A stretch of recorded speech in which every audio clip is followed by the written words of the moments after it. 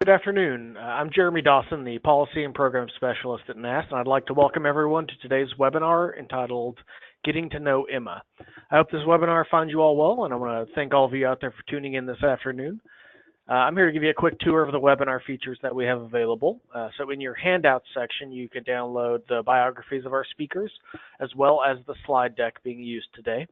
All audience mics are muted, but we encourage you to interact with us by typing your questions into the box in the questions section at any time during the presentation. So let's run a quick test to make sure everyone's awake and that we're coming through clearly. So please type into the questions box if you are able to hear us.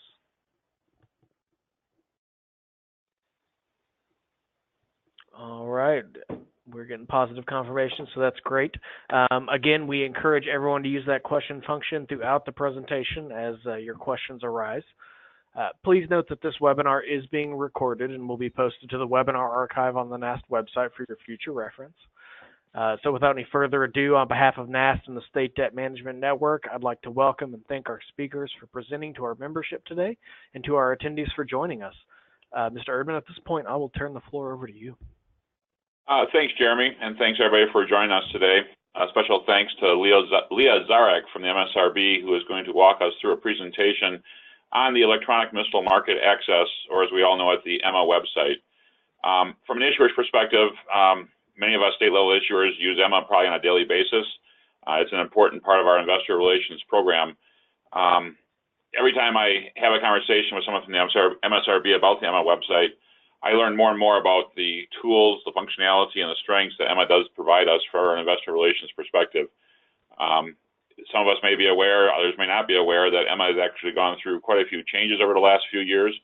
EMMA has been with us for 10 years already, and Ms. Zarek is going to go through past modifications and also highlight some future modifications that are going to be coming up to the EMMA system that has significant benefits to issuers such as states in our organization. Again, thanks everybody for taking time to join this webinar. I'd like to introduce Leah Zarek, who's the Senior Manager for Market Transparency for the Municipal Securities Rulemaking Board, where she manages the EMMA website. Ms. Zarek oversees initiatives to enhance EMMA's value as an information source for municipal bond investors, issuers, financial professionals, and others. Leah's bio is included in the handouts, as Jeremy mentioned. And without taking any more time, Leah, the presentation is all yours. Thanks so much, David, and thank you to everyone at NAST for organizing today's webinar. I'm really looking forward to talking through some of the recent enhancements to EMMA and describing what we have in store for the future. To start, I'll give you just a brief overview of the MSRB. I know many of you are very familiar with us, and we even have some members of our board of directors on the call today, which is wonderful. So I'll just be brief in that regard and a little bit about EMMA's purpose in the market before I turn specifically over to recent enhancements to EMMA and to really emphasize the tools that are available to state debt managers. Now, a lot of you are aware of many of these tools and already taking advantage of them. And we really look to you to help be ambassadors for EMMA to maybe some of the smaller issuers in your states and help spread the word about the tools that are available to really enhance your investor relations program. And then I'll review some upcoming changes to our disclosure submission process. Some of those changes are mandated by changes to the federal disclosure framework under 15C212, and some of those are really changes that are designed to streamline the experience for submitting disclosure documents to EMMA. So I'll review what we have in store there. And certainly I welcome your questions at any time throughout the presentation.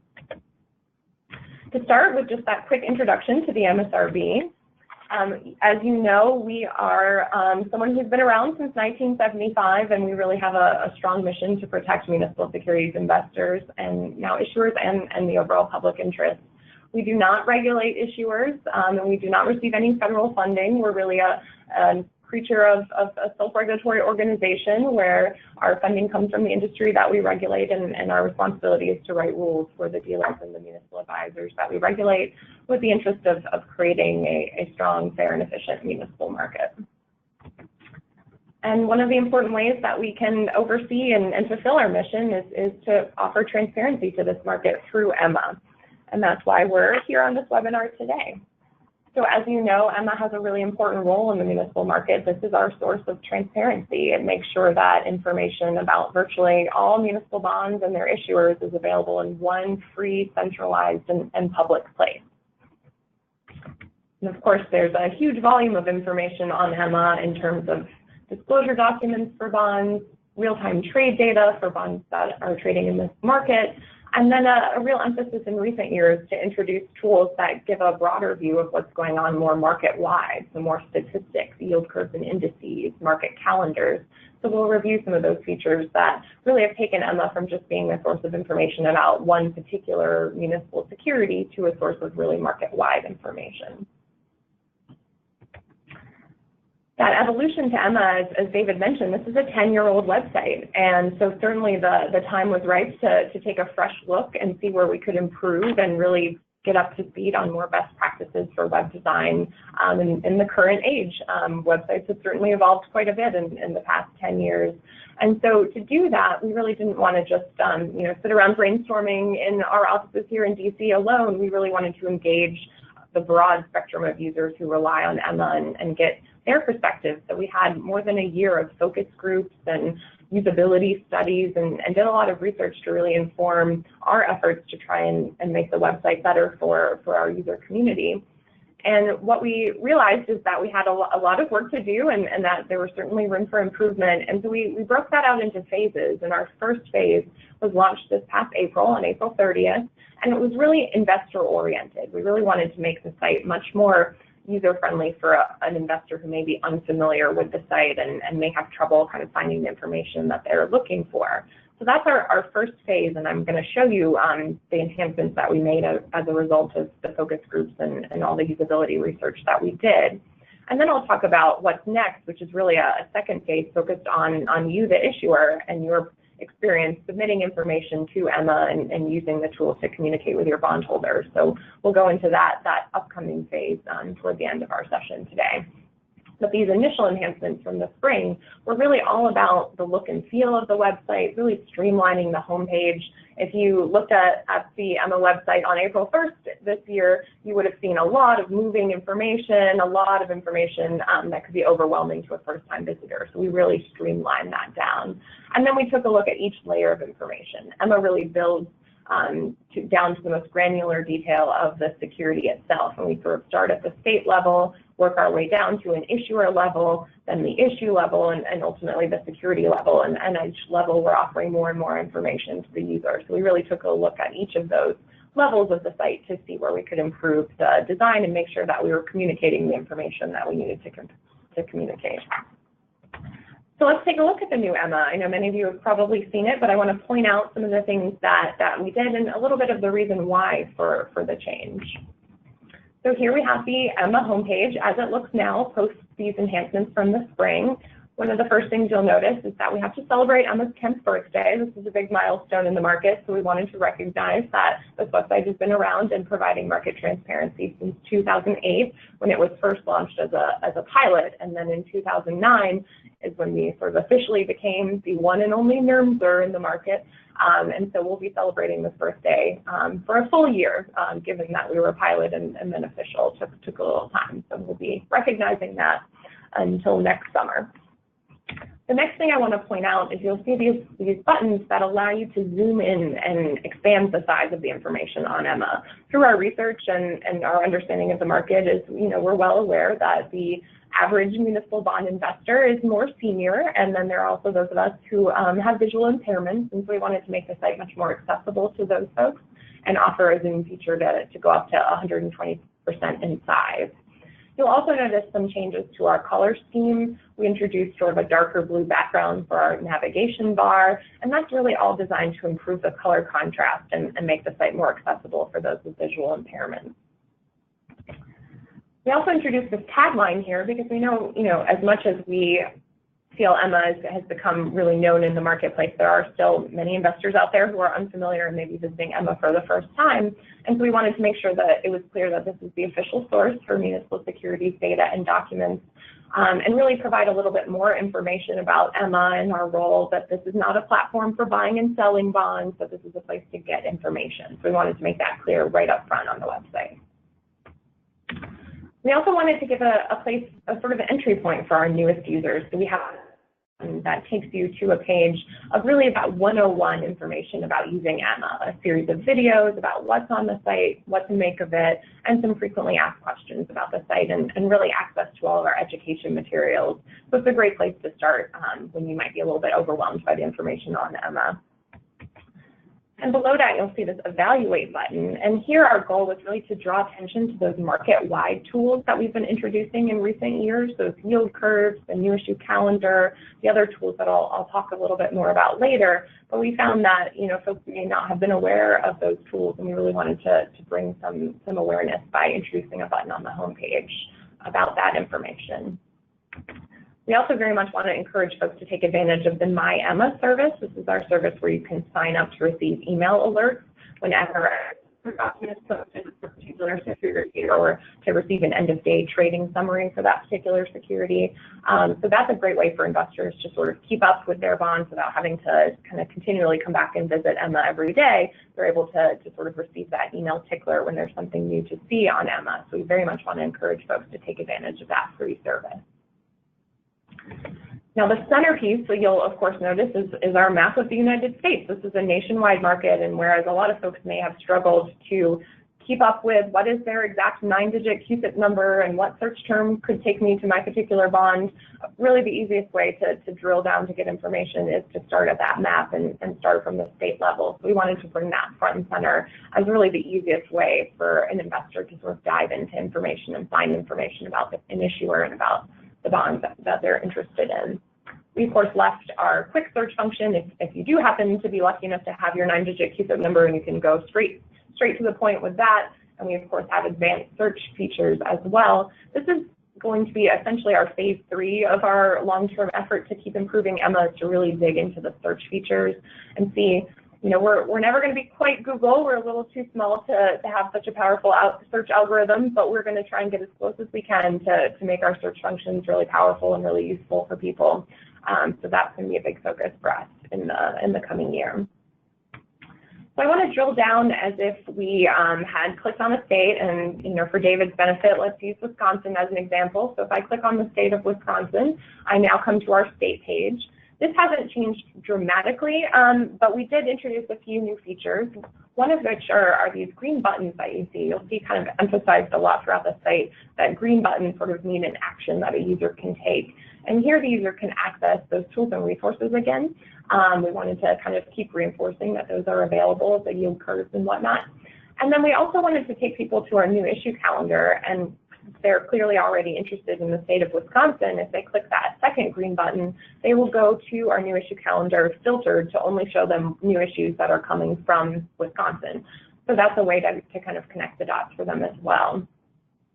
Then we, of course, everywhere want to make sure that people have access to our educational materials. So we've always had a very strong and full education center, but we found that folks may be wanting that educational information integrated right on the site where they are. So they don't necessarily want to have to go to some consolidated other website. They want relevant information right there in the moment on the page when they're trying to understand the information. So we've really tried to introduce this throughout Emma to have these relevant educational resources right there on the page. Now, as all of you know, we have the customized issuer homepages are kind of featured with this little customized flag. We really love our issuers who have taken the time to customize their homepage and make that more valuable for users. So I'll speak to you a little bit about those pages next. So of course, with a customized page, you're providing your contact information, which is really useful to get any bondholders have questions to sort of know who to reach out to directly if they have questions about the information that they're seeing on Emma.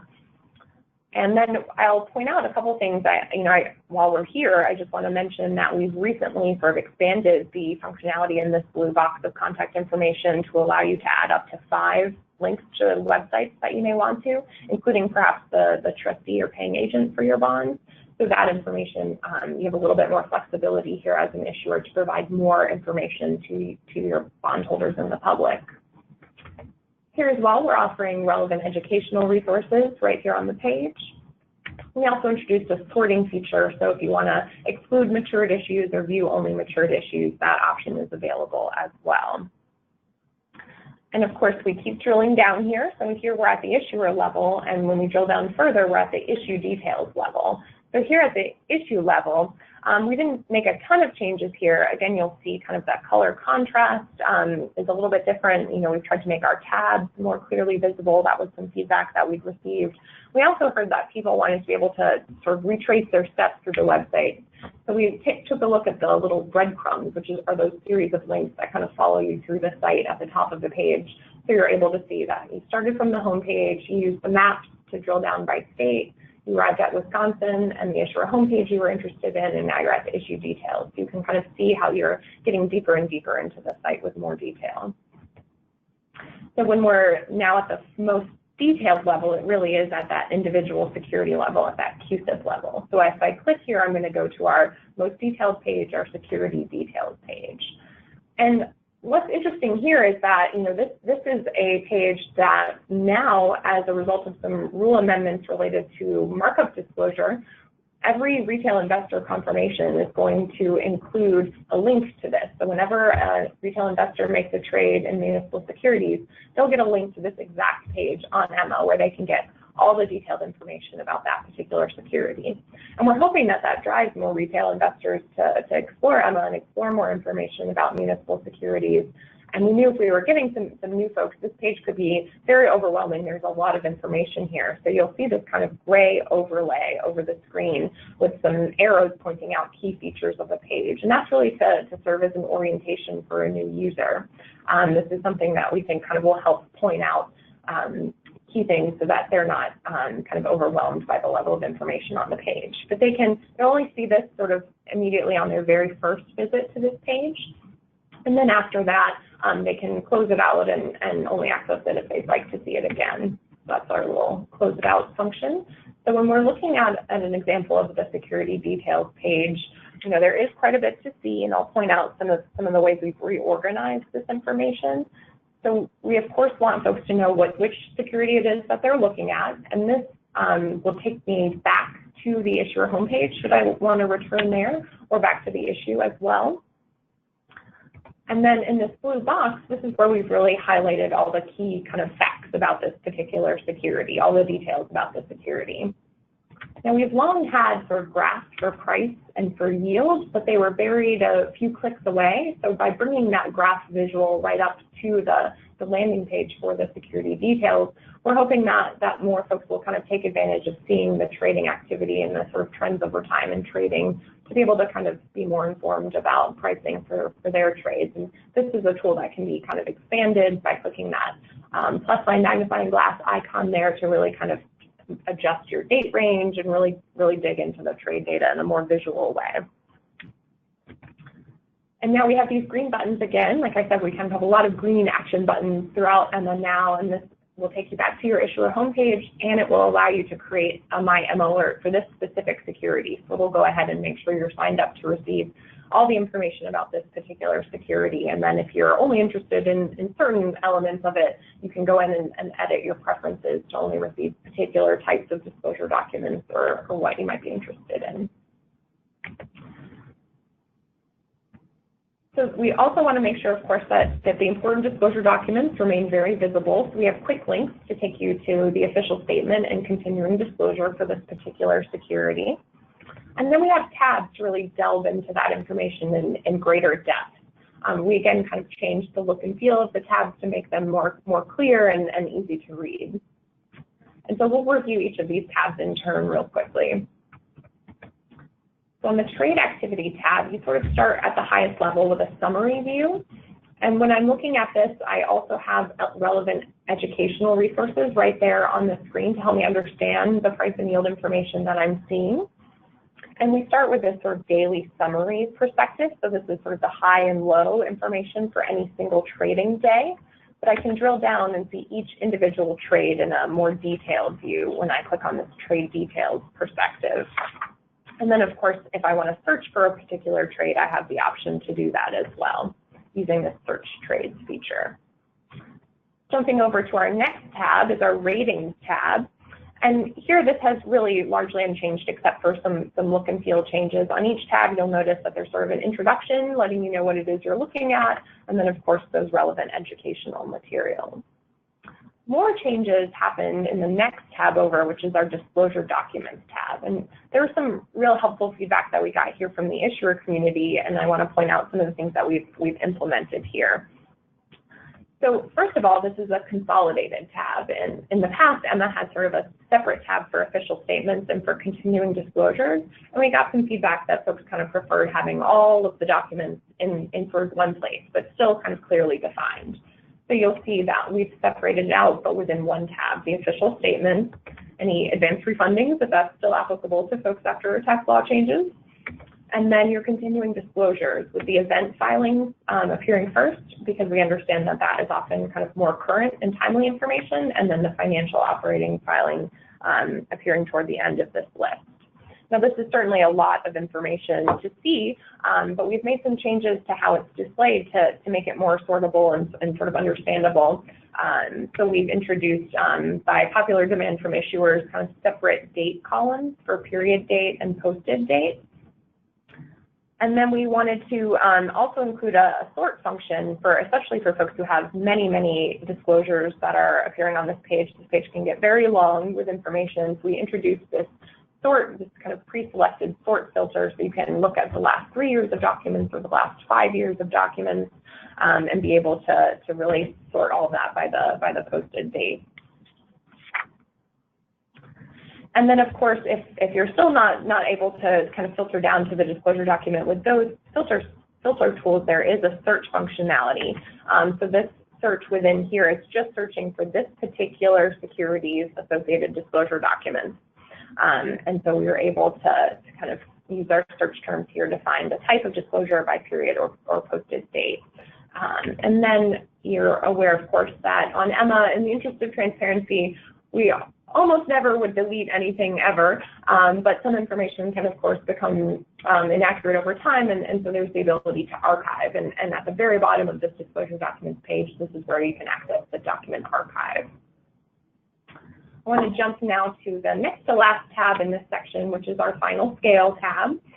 This, again, is something that we've had on Emma at the issue details level, and bringing it here was really just a way to kind of connect this particular security to the other securities within the issue. And again, we kind of describe what you're seeing on this tab in the introductory sentence. And the very final tab is our compare tab. This is our price discovery tool. This is how we can find other securities that have similar characteristics that maybe have more recent trade data. Really, the goal is to help investors who may be looking at a security that hasn't traded in a while to see other trading activity that might give them a sense of the current price. We offered this price discovery tool for several years, but it was interesting that when we changed the name to compare to really what it is that the investor is going to be doing when they get here, we found an actual kind of spike in usage. So we're kind of learning as we go that maybe having names for things is less helpful than just really telling people what it is, what action it is that they can accomplish using this tool. Leah, a quick question. Yeah. You know, you picked the city of Milwaukee. We appreciate that. I think you picked that. You thought during this presentation the Brewers would be the World Series champions. So sorry we let you down with that. But you know, as a state issuer, you know, we have many filings. I mean, the state of Wisconsin typically does 40 to 50 filings a year. On the disclosure documents, a couple slides back, you mentioned that archive. Do we as an issuer determine what goes to the archive, or is that something that the MSRB or Emma is determining what goes to the archive? That is, you as the issuer are coming in and making that determination about what you would like to archive. There is only one exception to that, and when an issuer submits a preliminary official statement on a voluntary basis, as soon as a final official statement is posted, that POS will just automatically by Emma be archived, but that's the only sort of automated archiving that occurs. Everything else is really driven by the issuer's selection about what to archive. Okay. No, interesting. Thank you. Yeah, absolutely. So I want to kind of jump ahead to some more tools that are really specific to debt managers. I'm kind of skipping through here our detailed view of variable rate securities is very similar. The only changes would be that there would be relevant disclosure documents specific to variable rate securities, and of course, rather than price and yield graphing, we introduced an interest rate graph. So very similar, but tweaked for variable rate securities. So speaking of tools that are really specific to debt managers, all of our tools and resources for Emma kind of live in this tools and resources tab. So there's, of course, My Emma, which I've spoken a little bit about, our yield curves and indices. We have a couple calendar tools and some really interesting market statistics that we've expanded in recent years. So I want to just touch on each of those a little bit. So with My Emma, of course, we really want to encourage usage of that. It's a great way to kind of keep up with new information that's being posted to Emma in terms of new disclosures. It's a great kind of free tool for investors. And then for investors, they can follow up to 1,000 securities. That limit is higher for issuers. Just in case you want to kind of keep an eye on all of your securities, you can follow up to 15,000, just our system limit there. So it's a great way to kind of see what's being posted for any particular securities. It's not the only email tool that we offer. We also have the email reminder service that you may be familiar with. This just creates that quick tickler that it is that time of year for your quarterly or annual financials to be disclosed to Emma. Great, just as that one extra layer of reminder that the deadline might be coming up, and you can include others who may be involved, such as a municipal advisor, to keep on track of those deadlines. When it comes to our yield curves and indices, we actually have those from multiple third-party providers, and they're available for free on Emma. This is, a great resource that you may kind of consider looking at with your advisors to sort of inform the bond pricing process and really understand some benchmarking and what's going on, kind of bigger picture in the market.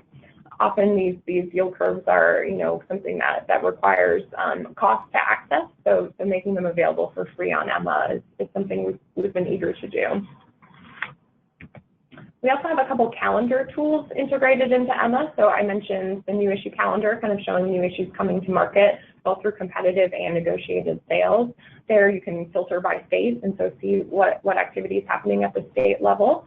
And then once those deals are sold, we also kind of provide that information linking to the final scale for those recently sold issues. And then we offer access to an economic calendar as well, just to keep up with kind of broader economic reports, jobs reports, whatnot, that can sort of have an impact on the overall market. And the last tool that I kind of want to emphasize is our municipal market statistics. This can be a really interesting way to sort of see what's going on overall. You can look at state trade statistics. It might be interesting to kind of see how issues from your state are kind of trading in the aggregate, the sort of overall data about it. And there's a lot of dynamic functionality here with filters and historical data to kind of play around and see if you identify any trends or interesting information at the state level. So we introduced this sort of expanded statistical information last fall, and we certainly always want to look at data. It's a big focus for the MSRB as a long-term strategic goal to really look at the data we make available to the market and see where we can help offer more insights and more useful information.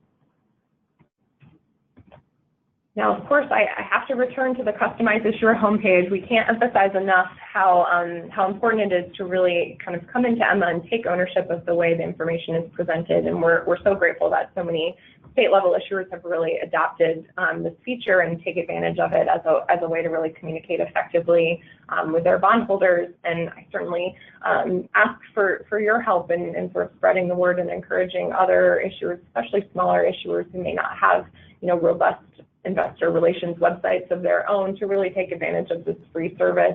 The MSRB is always willing and able to help kind of walk through the process. Ideally it takes about 15 minutes to customize, and we do offer phone support. So, we really appreciate everyone who's taken advantage of that, and hope for you to be sort of ambassadors for us with other issuers to do the same.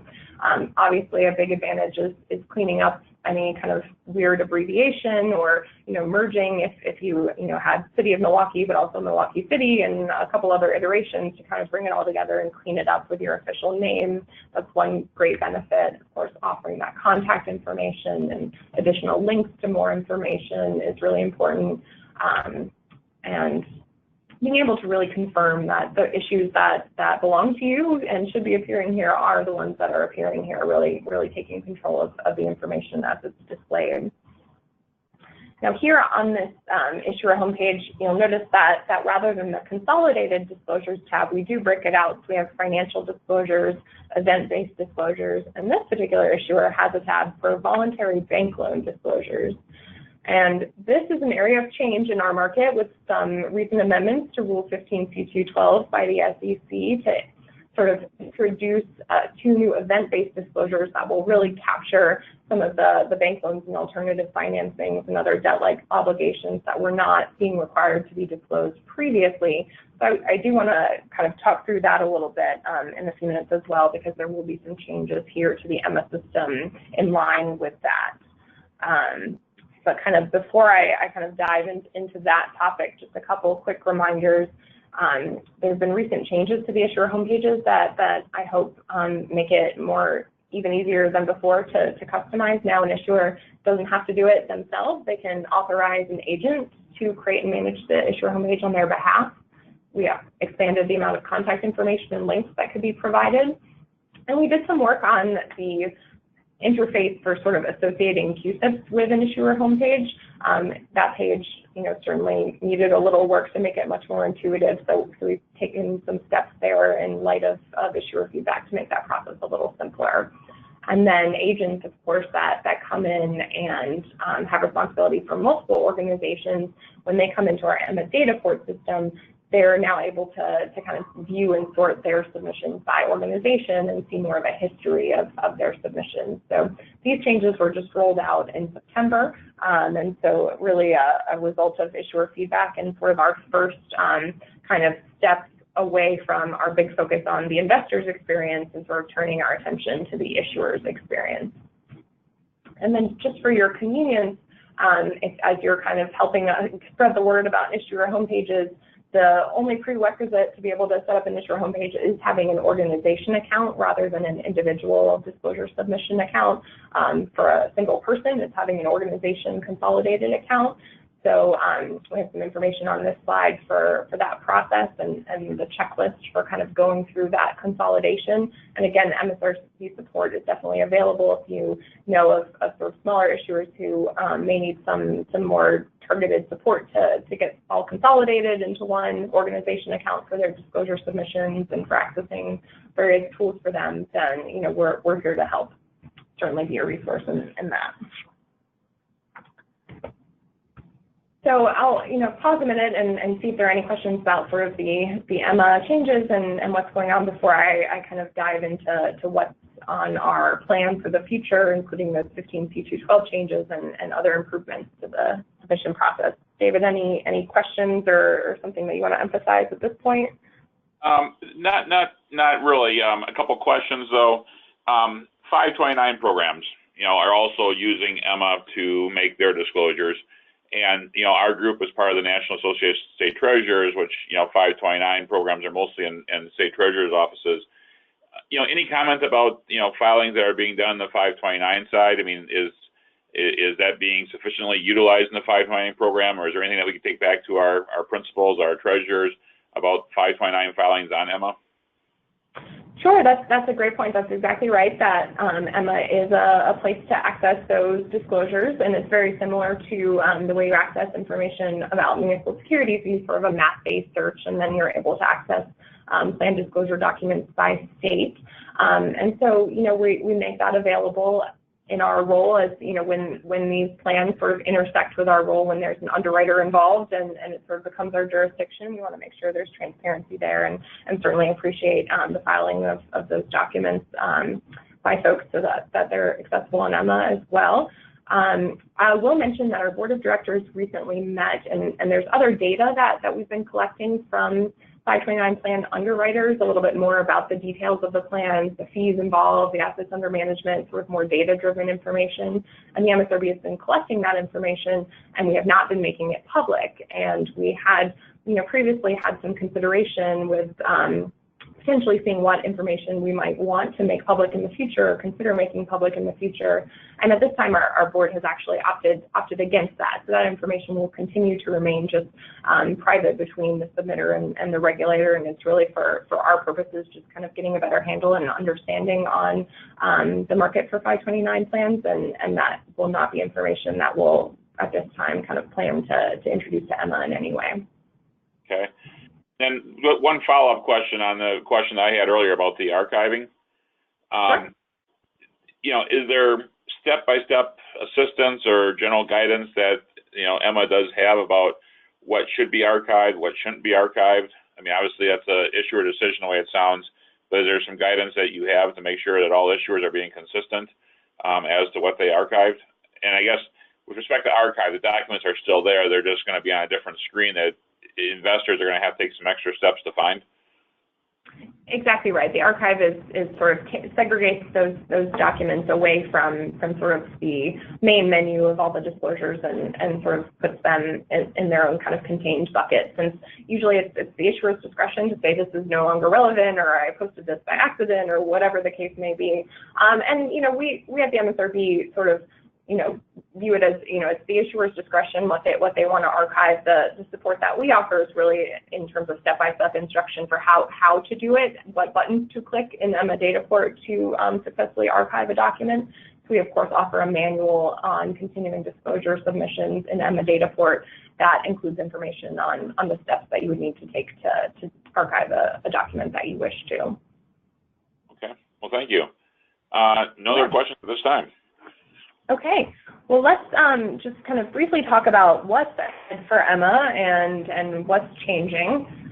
We are, of course, all preparing for these amendments to SEC Rule 15C212 that are going to begin requiring disclosure of the incurrence of certain financial obligations, as well as events reflecting financial difficulties related to those financial obligations. And so these amendments are taking effect on February 27th, 2019. And so this is really a date that we're working toward here at the MSRB to ensure that the Emma system can begin to accept and display these new disclosures. So I do want to kind of show a little bit about how that's going to work with Emma and kind of walk through what we anticipate when that date arrives. So from our perspective, since these are two new event filing types, the process is going to be pretty familiar to anyone who's made any other type of event filing to Emma before. Now, prior to this rule change, the MSRB really was an advocate for greater transparency around debt obligations, especially bank loans and other alternative financing. So we had created, just to sort of really draw attention and encourage issuers to do more voluntary disclosures of these types of information, we've created this sort of special dedicated button that allowed issuers to kind of more quickly submit voluntary information. And so we're going to be kind of phasing that sort of special dedicated voluntary path out in favor of sort of this new approach that the SEC has sort of created the framework for in terms of disclosures. And all of that is sort of taking place on February 27th, and we'll make sure that all of our submission manuals and educational resources are reflective of these changes. I do want to point out that we are coordinating with the SEC, with NABL, and with GFOA to do a webinar to really delve into this rule and the changes to Emma, and that will be on January 17th in 2019. We have information forthcoming about registering for that webinar, which will also be, of course, available on demand if you're not able to join us on January 17th. So this is sort of what you may be familiar with if you come into Emma and you make your submissions manually. So this event filing button is really where you will go, and there used to be sort of a fourth block here that really drew attention to the voluntary bank loan filings, and that's going to be discontinued, and you'll be using that event filing mechanism for the new disclosures that are required, and then any others that you may want to make on a voluntary basis. And then when you come in, you see sort of all of the types that are defined by the SEC in 15C212, as well as any additional or voluntary types. And so you'll notice that we're adding sort of to the end here the two new types as defined by the SEC, the financial obligation incurrence and financial obligation event reflecting financial difficulties. Now, you may be familiar that with most event filings, we ask for a description and a date for the filing, and that's usually the extent of the information that we collect about the filing, sort of in a metadata format. For these two filings, the SEC kind of got into a little more granular detail about what might fall within each of these two categories. So the EMA website will be asking for a little bit of additional information about each of these types. And so that's going to be, something that we'll communicate about, just what it is that you should be prepared to describe. But it really does all closely align with what was in the SEC's rules. So, we certainly encourage people to keep an eye out for our updated manuals that will really show everything that's going to look like.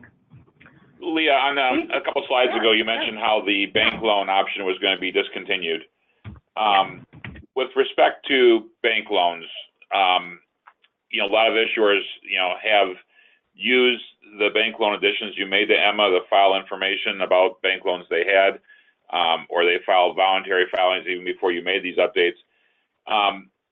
Those filings are still going to be available and organized within EMA, meaning that, with the change in 15C212, issuers aren't going to have to go back and refile for bank loans that they have that might be like from 2013. Is that correct, or is EMA or is MSRB EMA expecting us to complete some refilings of information? So any previously made voluntary filings will continue to be viewable on the EMA website. They'll continue to be displayed associated with any security that you have, and they'll continue to be viewable from your issuer homepage as well. What we're doing is we're taking them on the issuer homepage. We had that separate tab where we displayed those bank loan disclosures. We'll be folding those voluntary disclosures into your event-based disclosures tab. So they'll be indicated as a voluntary filing made prior to February 27th, 2019, but it'll all still be there. We're also maintaining a search filter, so anyone who wants to search for all voluntary filings made prior to the rule change will be able to search for those as well. Okay. I just want to make sure, obviously, the sensitivity around bank loan terms and filings was something that, the market really voiced, investors really voiced, 2013, 14, 15, and just want to make sure that we're not taking a step backwards in the sense that, investors can still find information about prior bank loans even with these changes. Exactly, that information will still be there. And then should, an issuer want to make a voluntary filing in the future, they're absolutely welcome to do that as well. And, it's kind of up to your discretion if you want to categorize it using the SEC's definitional category, or if you prefer to kind of make the submission using one of the other categories to make it on a voluntary basis. We want to continue encouraging voluntary disclosure and certainly appreciate those issuers who, added greater transparency to the market by doing those filings on a voluntary basis. Okay, thank you. Sure. So kind of jumping ahead to, these changes, we tried to really work within the existing framework and really be very surgical about the changes and keep everything very aligned with sort of the way folks are used to making their event filings today. But we've gotten some feedback in our focus groups and in the research that we did that the submission process could certainly use some improvements and could be more intuitive, and there could be ways to really help issuers be more guided through the process so that they're able to categorize their disclosure documents in the best possible way and really find that the process is easier to complete. So that's a big focus for us this coming year. We really want to enhance the user interface. The same sort of look and feel changes that we've made to the public website, we really want to bring them to the portal where you're logged in to make your submissions and really make that submission process a lot more intuitive, with a lot more integrated help, a lot more kind of guided steps through the process. Now, some folks are, very seasoned issuers and are going to continue to want to breeze right through, but we're really thinking about some of our smaller issuers who maybe need a little bit more help along the way, or maybe not quite as regular users of the system. So doing a lot of work there, and are certainly going to be looking for feedback from the issuer community as we start to sort of develop initial concepts for what that might look like. We're collecting the same information, we just want to collect it in a way that's easy for the issuers to provide. So we're certainly going to be very engaged with the issuer community to make sure that we improve the process. I mentioned that search is a big focus for us and making search more useful. We're also taking a look at some of the clutter that's on Emma. Emma's philosophy is very much do not delete. And as we mentioned, we don't delete documents, we archive them. And similarly, we historically have not deleted QSIPs, even when perhaps, they should be deleted because they're not actually in use. So we're taking a look at how we can perhaps kind of clean up our data and make sure that the information that's on Emma is the relevant information and not some unused information that doesn't really belong or derivative products that don't really belong. So that's something that we're tackling as well this year. So to kind of conclude, I just want to point out some educational resources that you may be familiar with. There's, of course, our MSRB Education Center, which has a whole area kind of dedicated to the state and local government issuer. And a lot of resources really center on the concept of disclosing information to investors. And this is where you would go if you're interested in sort of resources that we're developing right now about the new 15C212 amendments and other changes. That information will all be accessible here as we prepare that. You may also be familiar with our online learning system. This is a great way to get some continuing education credit and really beef up your knowledge. If you have some new staff, perhaps, who might be newer to the market, there's a free course just for issuers, which can be a great introductory resource, and a lot of courses that really delve into the regulatory environment and market practices. So this is a way, I know I sort of gave you all death by PowerPoint today, but these courses are really a lot more interactive and involve kind of playing games, and so it's a fun way to learn. So certainly encourage you to take advantage of that. And finally, just want to make sure that you all think of the MSRB as a resource. We operate telephone support and email support, and certainly invite questions from you, or please feel free to direct others to us who may have questions. And we certainly want to facilitate and make sure that you're able to use the Emma system effectively to communicate with your bondholders. So with that, I'm certainly open to some more questions. Well, thanks, Leah. This is a lot of great information. I greatly appreciate your time in the slide deck. Again, for participants, if they do have some questions, please use the question box that Jeremy mentioned during the introductions. Just a couple items that I have, Leah. On this page you have up right now for the MSRB contact information, if I'm trying to do a filing on Emma and the system freezes up or I just can't figure out what's going on, I mean, the MSRB support and the phone number here is what I would call if I need immediate help on an Emma filing. That's exactly right. Yep, these are the folks who are trained to help with the system and identify system issues and sort of help troubleshoot. Okay, that's good to know. And then with respect to issuer customized home pages, obviously, the state of Wisconsin has one, and we've, seen some results from that. Thanks for taking the time to highlight some of the things that have changed on that. And for other issuers that don't have that, I would definitely encourage to set that up, because I think that's a good way for investors who are looking just for general contact information about a particular issuer to get that information and other information about the issuer. One thing that we've noticed here in Wisconsin, Leah, is that, if you go to the state of Wisconsin, we're the largest issuer in the state of Wisconsin, but our customized homepage is probably 9 or 10 issuers down. There's certain cities and counties that are listed before us. Is there a way to kind of prioritize that so that, being the state, we'd be the first one listed on the state of Wisconsin issuers? That's really interesting feedback. I think the way it's working right now is the customized pages do appear before the non-customized pages, but they're organized in alphabetical order. So that's a really interesting point. If perhaps we might want to look at size as a more important way to organize than alphabet, because you're right, the S in state is fairly late in the alphabet, so that's probably true not just in Wisconsin, but in a number of states. So that's a really interesting point that I will take back. Okay, I appreciate that. Again, if anyone has any questions, feel free to type them in. From an issuer's perspective, I do appreciate a lot of the upgrades that you have completed. As I mentioned, we have filed many filings over time, and to have investors to be able to narrow that down to see all of the last 3 years or 5 years was a good improvement, because there was a point in time where it was difficult even for me as an issuer to find things that I had filed on Emma, because there was so much information out there. So combination of the search function that you highlighted along with that filter are two good ways for investors, especially, to find focused information they're looking for about a certain issuer. So thank you for those upgrades. Looking forward on Emma, you mentioned the modifications that you have planned and some focus groups going forward. Could you just, you mentioned the webinar is happening on January 17th. Could you just highlight again what the focuses of that webinar is? Is that going to be the modifications being made for these two amendments, or is that webinar going to be focused on some other future improvements? And I guess related to that, what's next beyond these current enhancements that you'll be looking at, you think, for improving Emma?